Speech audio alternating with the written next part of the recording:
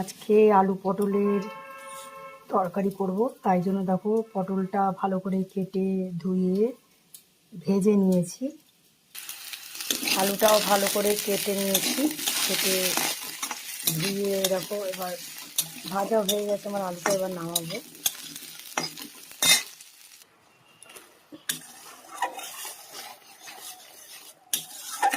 দেখো মশলাগুলো এখন ভেজে নেবো ভালো করে। একটা টমেটো কেটে দিয়ে দেবো।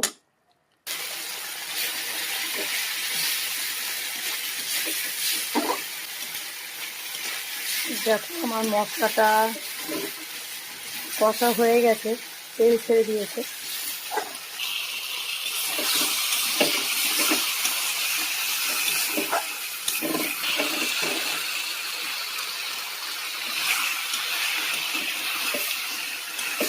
সবজিটা মশলার সঙ্গে ভালো করে একটু কষিয়ে নেব, তারপরে পরিমাণ মতন জল দিয়ে দেবো।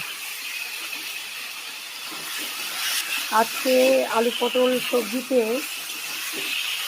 ধনেপাতা দিয়েছি।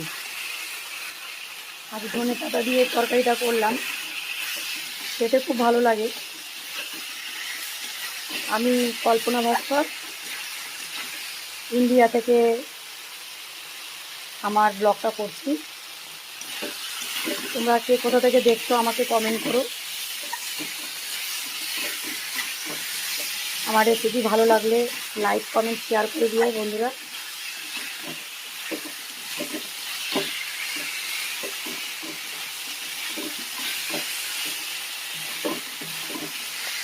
দেখো আমার সবজিটাও কষা হয়ে গেছে, তেল ছেড়ে দিয়েছে।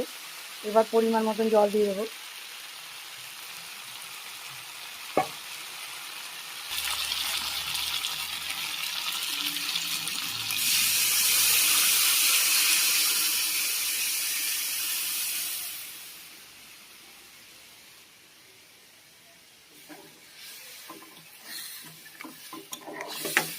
চাপা দিয়ে রাখবো, গ্যাসের ফ্লেমটা মিডিয়াম করে দেবো।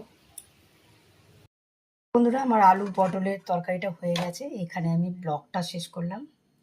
সবাই ভালো থাকবে, বাই বাই।